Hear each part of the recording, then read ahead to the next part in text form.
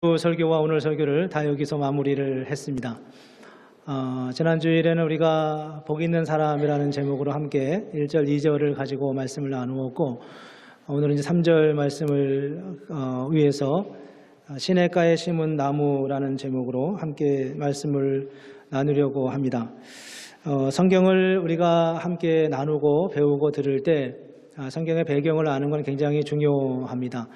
성경의 문자적인 데만 너무 집중하면 지나치게 그 율법주의적인 성경 이해를 할 가능성이 있고, 또 지나치게 배경이나 이런 상황에 대한 관심을 너무 많이 가지면 성경에 대한 어떤 지나친 어떤 자유주의적인 견해나 그런 이해를 갖기가 참 쉬운데, 아무튼 이 둘 간의 어떤 조화와 균형을 갖는 것은 굉장히 중요합니다. 그런 면에서 이제 시편을 우리가 시편 1편을 함께 보면서 시편의 배경을 아는 건 참 중요한 의미 있는 일인데, 지난 주일에 잠깐 말씀드렸지만 시편은 총 150개의 시로 이루어져 있습니다. 거기에 약 7명 정도의 저자가 나와 있고요. 그들의 삶의 자리에서 고백한 그런 시입니다. 다윗이 72편, 아삽이 12편, 고라 자손이 11편, 솔로몬이 2개, 그리고 모세와 헤만과 에단이라는 사람이 각각 하나의 시를 썼습니다. 저게 150개가 맞나요? 그리고 이제 이름 없이 기록된, 저자 없이 기록된 게 49개의 시가 있습니다. 다윗이 거의 절반에 가까운 시를 썼죠. 다윗은 이 시편에서 자신의 그 하나님을 따라 하나님을 쫓아가면서 자기 내면에 있는 많은 그 부딪힘과 또 하나님의 사랑에 대한 고백과 그리고 그 은혜에 대한 고백, 그리고 때로는 믿음으로 살면서 힘들고 어려웠던 순간들, 그 순간순간마다 자기 안에 있는 어떤 정직한 마음을 그대로 이렇게 표현하는 것을 볼 수 있습니다. 그래서 이제 굉장히 그 격앙된 마음으로 원수를 무찔러주고 원수를 쳐주고 이런 표현들이 굉장히 심한 표현들이 그 안에 있기도 하죠. 그래서 사람들이 그런 질문을 합니다.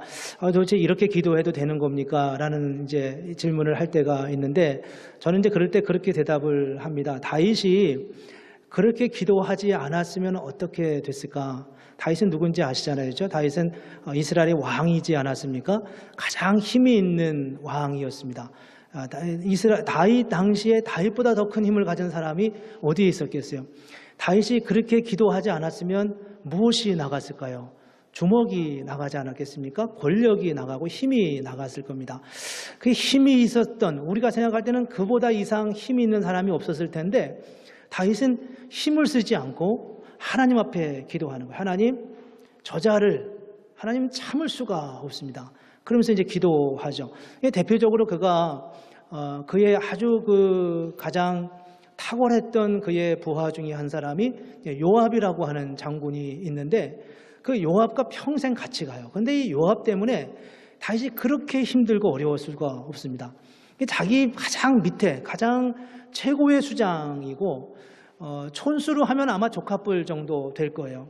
자기가 이제 인간적인 관계에서도 조카쯤 되고, 또 국가 권력 서열상으로도 그는 불과 2, 3위 정도밖에 안 된다고 말할 만큼 엄청난 힘을 가진 사람인데, 항상 다윗의 마음을 힘들게 하고 아프게 했죠. 근데 다윗이 끝까지 그와 함께 갔습니다. 죽을 때까지 그와 함께 갔습니다. 마지막에 이제 솔로몬에게 자기의 마음을 이렇게 토로하긴 하지만, 그렇게 하는 이 다윗의 마음을 볼 수 있습니다. 어떻게 그렇게 할 수 있었을까? 그의 내면에는 어떤 마음이 있었을까? 늘 이게 너그러운 마음만 있었을까? 그렇지 않다는 겁니다. 그 안에 굉장히 격정적인 어떤 아픔과 그런 아주 고민과, 이걸 정말 어떻게 해야 되지?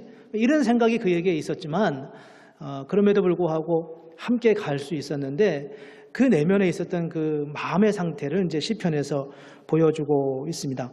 이제 오늘 우리는 시편 1편을 보면서 앞서 이 저자들을 보았지만, 저 저자들이 대부분 다 그 다윗 시대 그리고 솔로몬 이전 시대 사람들입니다. 솔로몬과 모세만 빼놓고는 나머지는 다 다윗 시대의 사람들이었습니다. 다윗 시대 다윗과 함께 성전 제사를 함께 드리면서 함께 하나님을 예배했던 그 예배 위원들, 레위인들, 그 사람들이 하나님 앞에 예배하면서 하나님 앞에 드렸던 고백했던 그런 시들로 이루어져 있습니다. 그런데 이제 실제로 시편이 우리가 보는 형태로 이렇게 150개의 형태로 만들어진 것은 다윗 시대나 솔로몬 시대가 아니라 그보다 훨씬 더 세월이 지나고 아마도 이스라엘 민족들이 바벨론의 포로로 잡혀갔을 때 그 포로 생활을 하면서 거기서 그들이 그 다윗이 불렀던 시, 뭐 아삽이 불렀던 시, 이런 시들을 다 모아서 다시 부르고 다시 노래하고 다시 그 시를 암송하고 그 시로다가 기도하면서 그 아픔을 달래고 거기서 70년의 세월을 보내면서 그들 가운데서 이제 그 시가 모아졌던 상황을 이제 우리가 알 수 있는데, 이제 그 대표적인 이유가 이제 오늘 1편에 나와 있는 3절 말씀 때문이기도 합니다. 그리고 3절 말씀은 우리가 좀 이따 보게 되겠지만 시편 137편의 말씀에 근거했다고 볼 수 있습니다.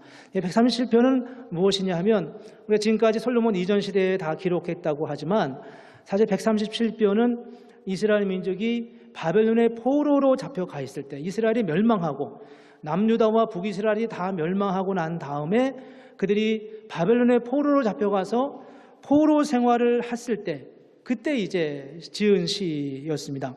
그들이 바벨론의 포로로 잡혀갈 때 바벨론이 어마어마한 군사력을 가지고 예루살렘과 유다 지역을 다 초토화시키고 그리고 성전을 다 무너뜨리고 성벽을 다 무너뜨리고 난 다음에 거기서 이제 귀족들과 왕족과 그리고 이스라엘의 그 기술자들과 또 예술가들, 뭐 하여간 그 당시에 쓸모 있는 사람들은 다 바벨론으로 잡아갔습니다. 그 중에는 뭐 다니엘도 있고 이렇게 탁월하게 잘 쓰임을 받은 사람도 있지만 사실은 거의 대부분의 사람들은 노역을 했어요. 그 뭐 포로는 당연히 그렇게 쓰여지지 않겠습니까? 노동을 했는데 그 노역 중에 가장 큰 노역이 뭐였냐 하면 바벨론의 수로 건설을 위해서, 바벨론에는 유프라데스 강과 티그리스 강이 이제 있지 않습니까? 그 큰 문명지에 수로를 열고 땅을 파고 수로를 열고 또 뚝을 쌓고 이런 일들을 했습니다. 매일같이 그들은 아침에 일어나서 저녁까지 그 일을 하고 바벨론에서 마련해 놓은 숙소에서 자다가 다시 와서 또 그 이튿날 그 일을 해야 되는 것이었습니다. 얼마나 힘들고 어려웠겠어요? 이제 그렇게 힘든 일들을 감당하면서 틈틈이 잠깐 시간이 될 때마다, 쉬는 시간을 줄 때마다 그들이 함께 몇 명씩 모여서 예루살렘에서 불렀던 노래를 하는 겁니다. 예루살렘에서 불렀던 찬양을 하는 거예요.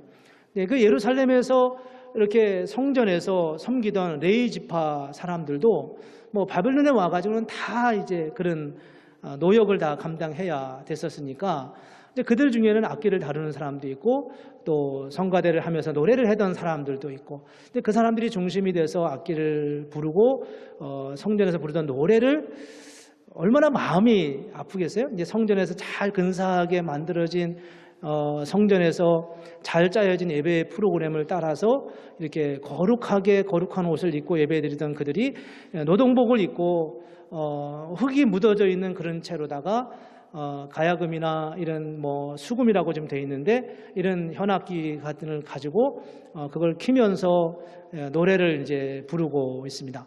그런데 이제 그 소리를 듣고 있던 이 바벨론의 그 감독들이 와가지고 너 언제 보니까 그 노래 하던데 그거 너희들 예루살렘 성전에서 부르던 노래라면서 그거 한번 해봐. 뭐 이러면서 이제 시키는 거죠. 자기들 유흥을 위해서, 자기 즐거움을 위해서 그 노래를 부르라고 시킵니다. 그러면 그 노래를 부르면서 그들의 마음이 얼마나 애통했겠습니까?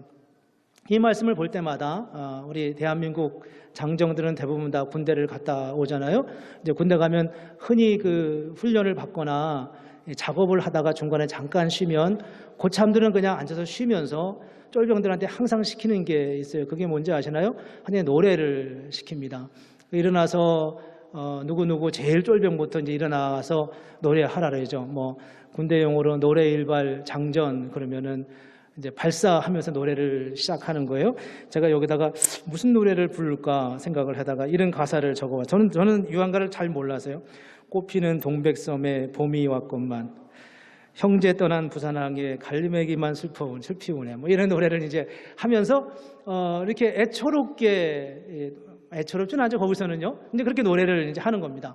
근데 꼭 저는 이 시편을 보면 꼭 그 분위기가 느껴져요. 그랬을 것 같다. 근데 이제 군대는 그리 정신없이 만들어놔야 이 사람들 사고도 안 치고 또 시간도 빨리빨리 가고 뭐 이게 어떻게 보면 이제 군대의 안전을 위한 것이라고도 스스로 말하지만 이 바벨론 강가에서 이전에는 그래도 어떤 고귀한 신분의 사람들이었다고 스스로 자청했고 정말 멋있는 예배 분위기 속에서 예배를 드렸던 사람들이 지금 바벨론 강가에서 저 압제자들의 그 명령에 따라서 노래를 할 수밖에 없는, 하나님 앞에 부르는 찬양을 할 수밖에 없는 이런 상황이 얼마나 애처롭고 안타깝겠어요.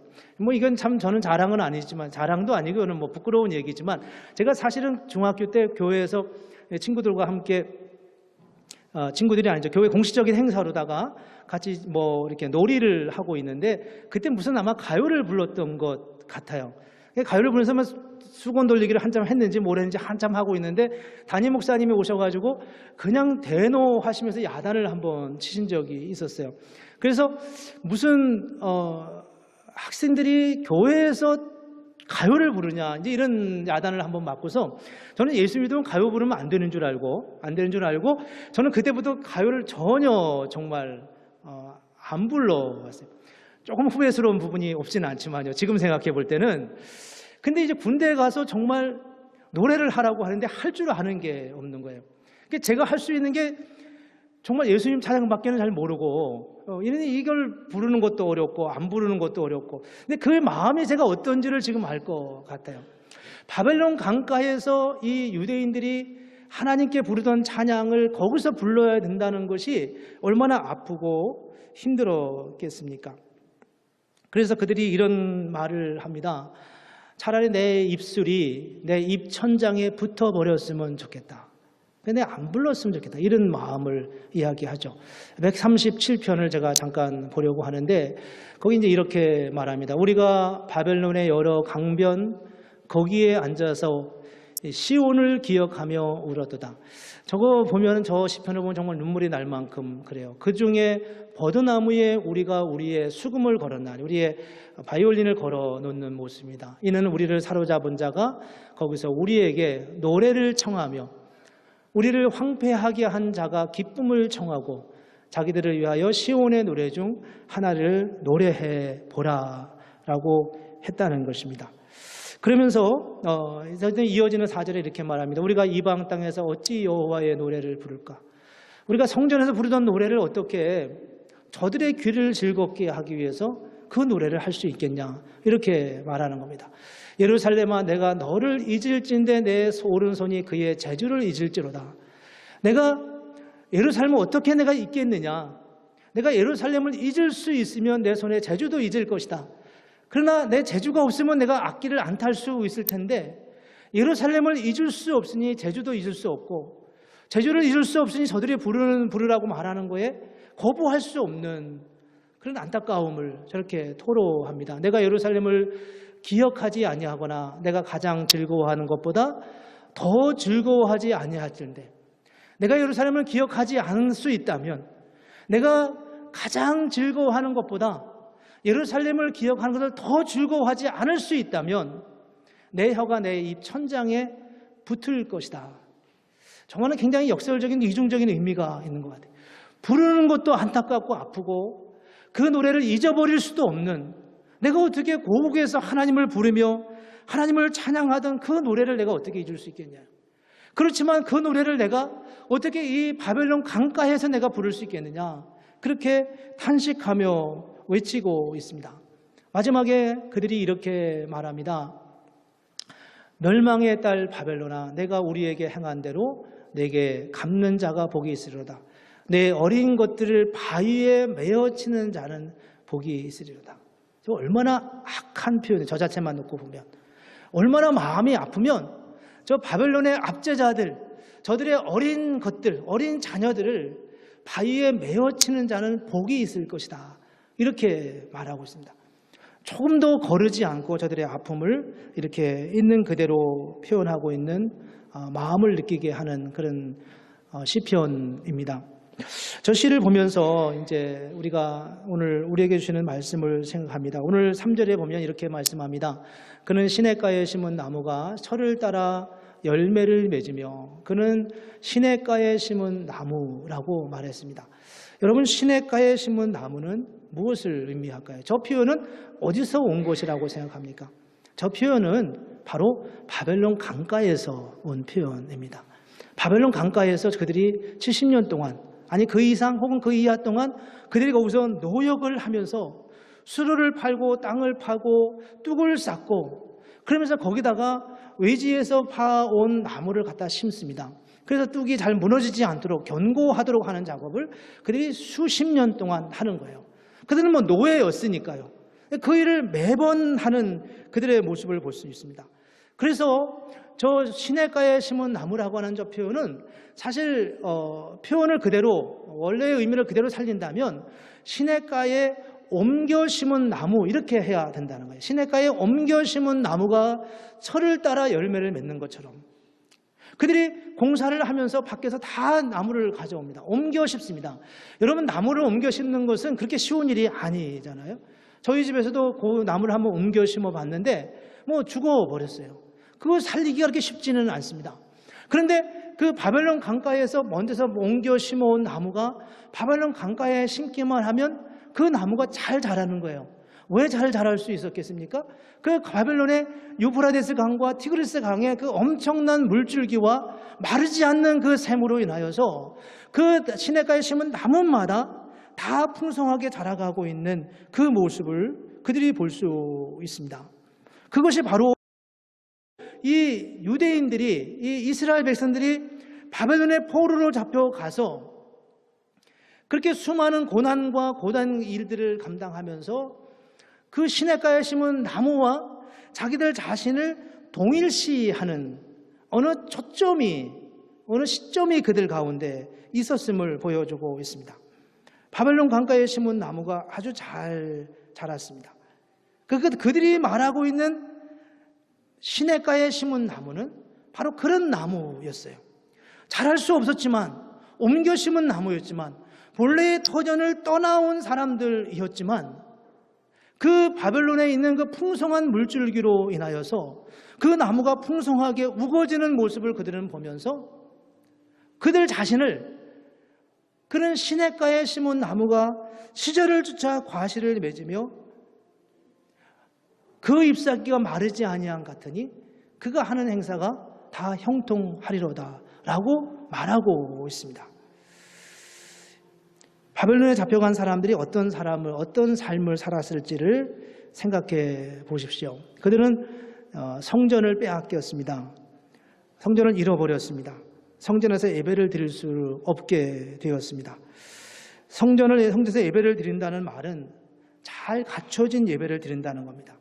제사장도 있었고 또 정해진 형식과 또 거룩한 예식을 통해 하나님의 임재가 느껴지는 그런 예식이었습니다. 그렇게 거룩한 예식을 드렸던 그들이 그거를 다 잃어버리고 하나님의 임재를 느낄 수가 없는 거예요.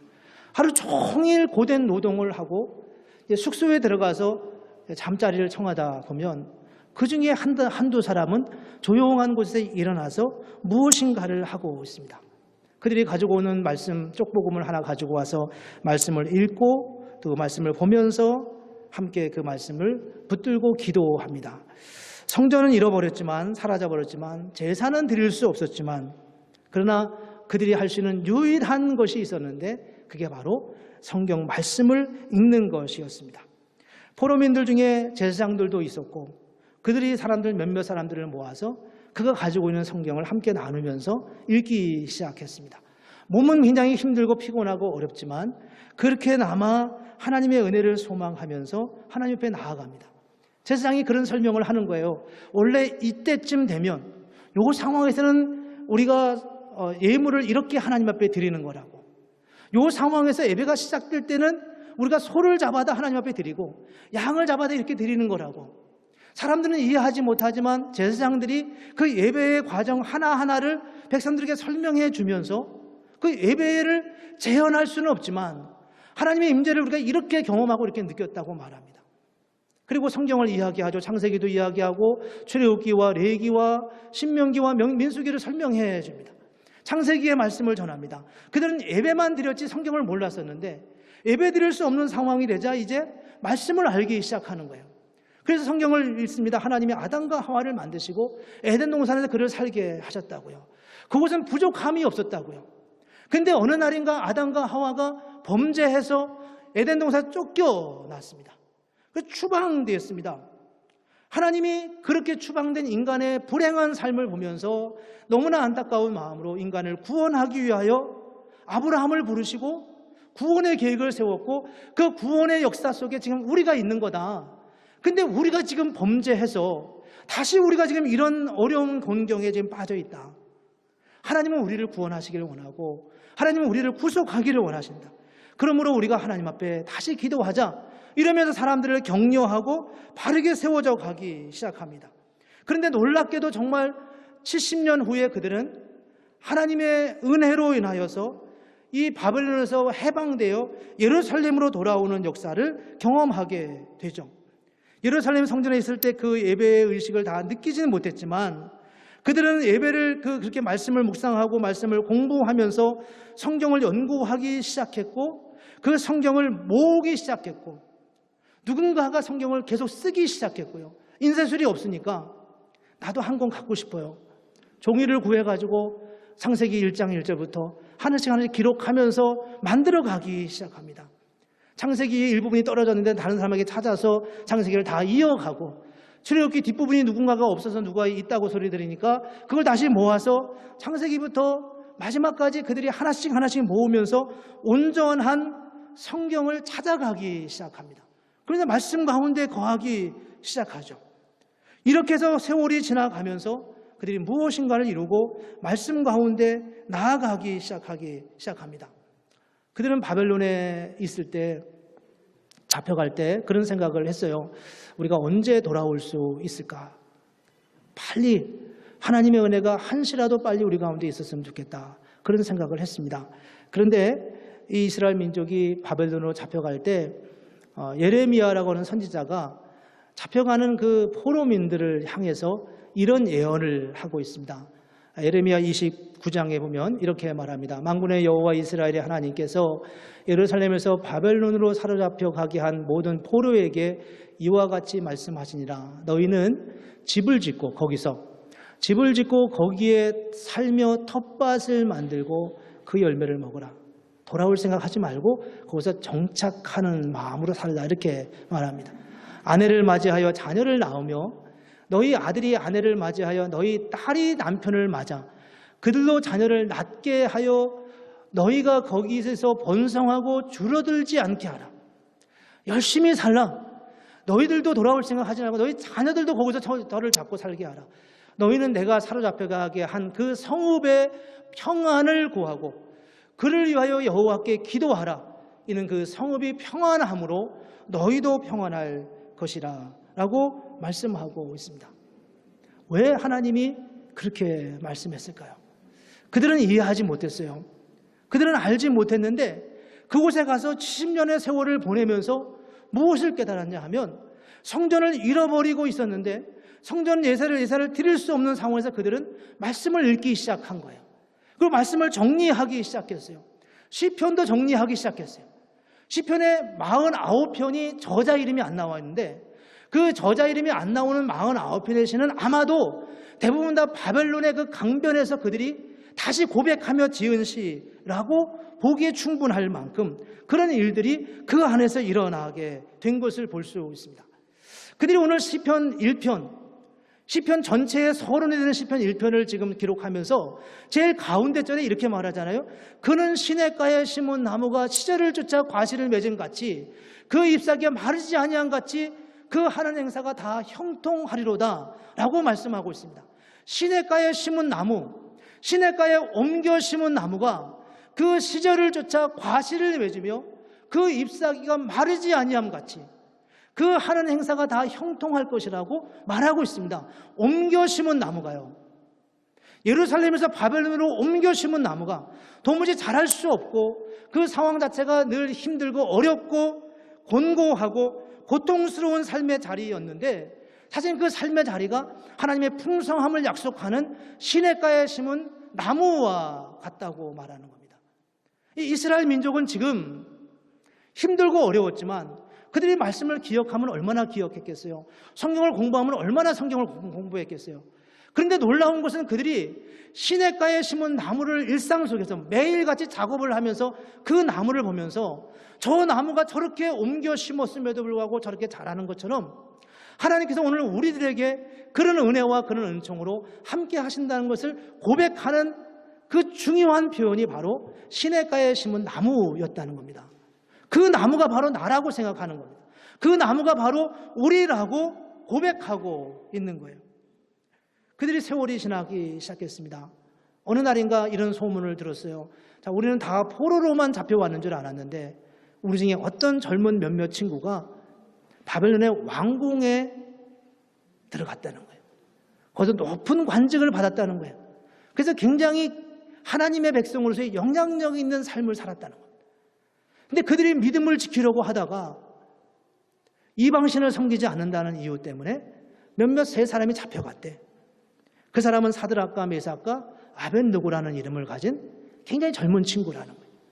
그 벌이 얼마나 컸는지 풀무불, 굉장히 큰 용광로 속에 그 셋이 던져졌는데, 그래서 던져졌는데 타 죽지 않고 사라지지 않고 뼈도 차릴 수 없는 그런 상황에서 하나님이 그들의 머리털 하나도 그을리지 않고 다 나오게 해서 그 바벨론의 왕 아하스로의 왕으로 하여금 하나님의 역사가, 하나님의 주권이 얼마나 위대한지를 보게 하셨다는 거예요. 정말 하나님이 놀랍다.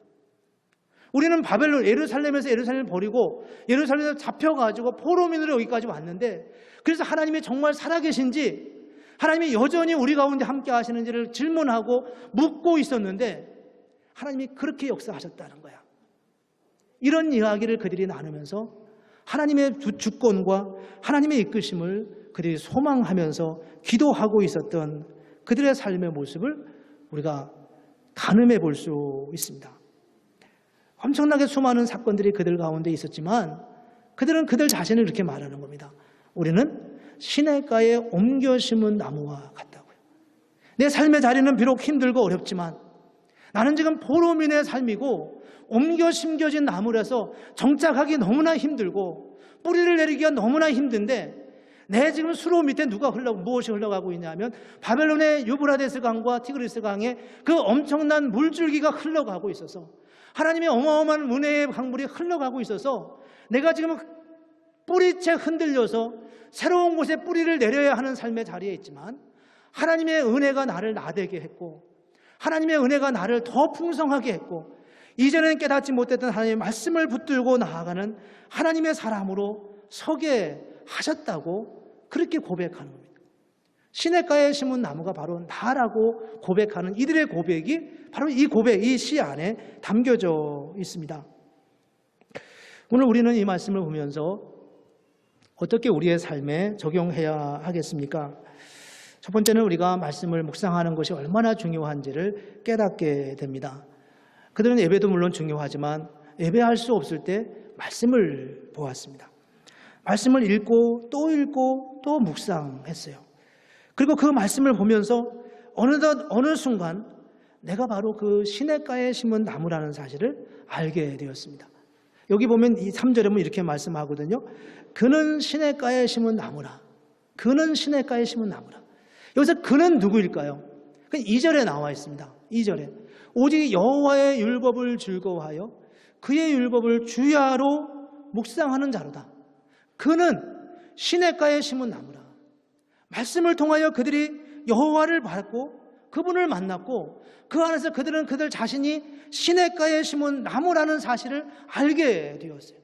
매일같이 보는 그 시냇가에 심은 나무를 보면서, 하나님, 저 나무가 지금 굉장히 먼 곳에 옮겨왔다고 하는데 우리도 그처럼 이렇게 먼 곳에 옮겨왔지만 뿌리채 흔들릴 수밖에 없는 유태인이라고 하는 이스라엘 민족이라고 하는 하나님의 자녀라고 하는 이 신앙적 근본 뿌리조차도 지금 흔들릴 수도 있는 그런 위태하고 어렵고 힘든 삶의 자리에 있지만 그럼에도 불구하고 하나님의 은혜가 여전히 이곳에서도 강같이 흘러가고 있기 때문에 우리를 견고하고 흔들리지 않게 하시는 하나님의 그 은혜를 내가 믿습니다 라고 고백할 수 있게 되었다는 겁니다. 말씀을 볼 때요. 우리는 성경을 공부하고 연구하자고 하면은 그거 다 아는 거 이렇게 생각할 때가 참 많습니다.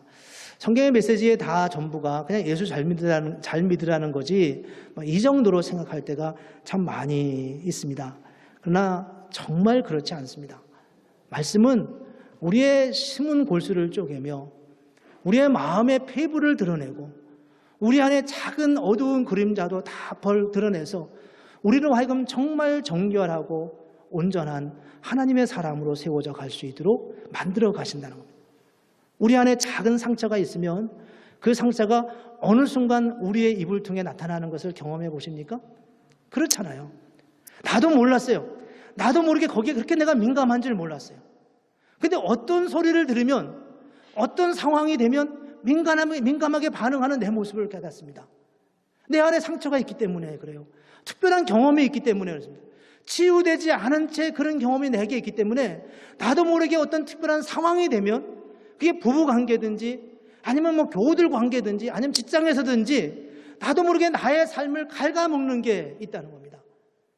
그런데 믿음으로 말씀을 붙들고 살아가는 순간 주님이 우리 안에 있는 그 안에 있는 찌꺼기와 아픔들을 하나씩 걷어내 주시고 치유하시고 회복시켜 주십니다. 그리고 온전하게 하시죠. 그게 말씀을 통해서 이루어 가시는 하나님의 역사라는 거예요.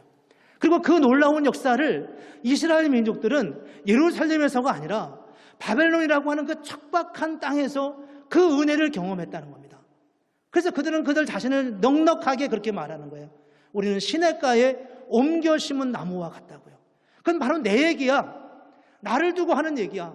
라고 말하는데 조금 더 거리낌이 없었고 조금 더 불편함이 없었어요. 이 말씀을 보면서 우리가 어떻게 우리는 적용할 수 있겠습니까?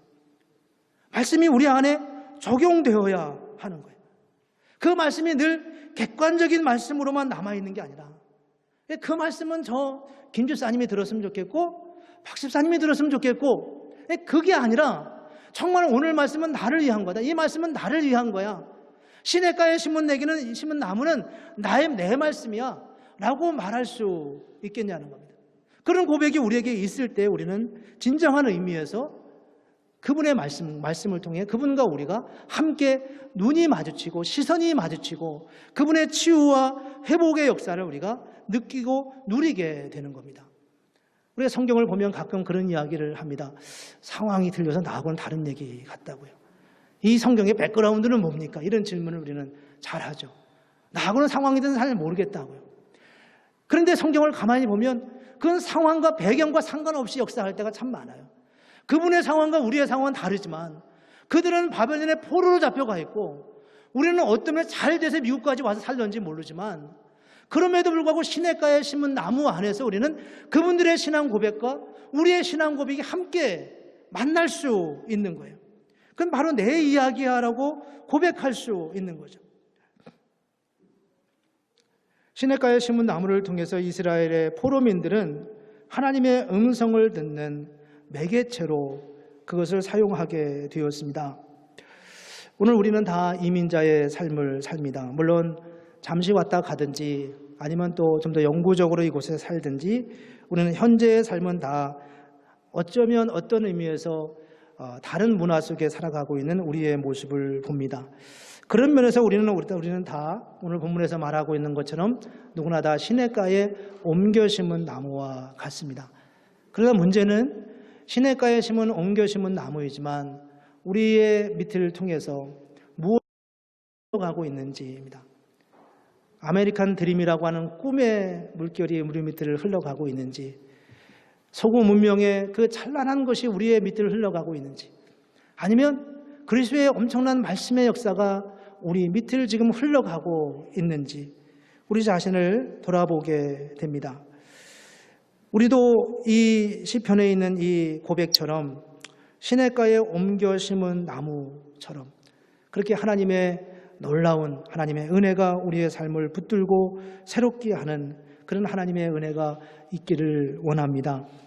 하나님께서 저와 여러분에게 함께 하시는 것을 확신할 수 있으면 좋겠습니다. 우리의 삶의 자리가 어떠하든지 가네요.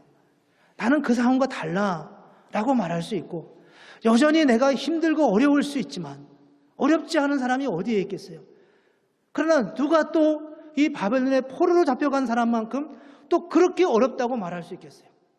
그러나 그 사람들이 아무리 어렵다고 한들 내가 어려운 것만큼 또 어렵다고 말할 수 있겠습니까? 그렇게 말하기 시작하면 우리는 아무것도 우리에게 의미가 없어요.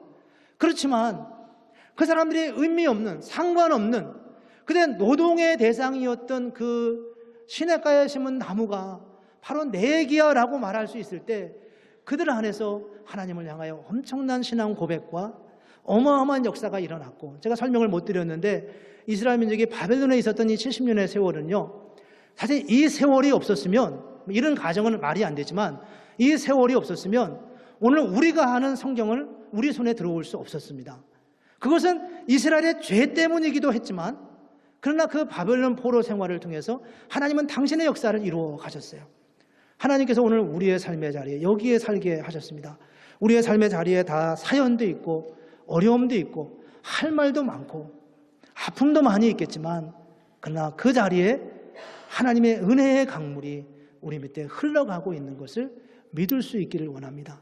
그래야 우리는 시냇가에 옮겨 심은 나무라고 하는 고백을 할 수 있고, 그 고백을 붙들고 하나님의 은혜를 누리고 즐기고 누리고 찬양하고 노래하면서, 포로의 그 감독관들이 노래 한번 불러보라 말했을 때 더 이상 주눅들지 않고 내가 왜 당신들한테 이 노래를 해야 되냐고 그렇게 원망하지 않고, 그래 우리가 부르던 노래를 한번 들어보라고, 우리가 얼마나 영광스럽게 찬란하게 기쁜 마음으로 하나님을 노래했는지, 여전히 지금도 그런 마음으로 당신들 앞에서 우리가 복음을 전하는 마음으로 노래할 수 있다는 사실을 한번 보라고, 이렇게 말할 수 있었을 것 같은 그들의 심정을 우리도 가질 수 있다면 얼마나 아름다운 일이겠습니까? 저는 성도님들의 개개인의 사정을 다 모르지만 하나님은 오늘 우리 가운데 함께 하셔서 우리의 삶을 붙들고 함께 하실 것을 믿습니다. 이 믿음을 가지고 이번 한 주간도 더 굳세게 힘있게 살아가는 복된 한 주 되기를 주님의 이름으로 축복합니다. 함께 기도하겠습니다.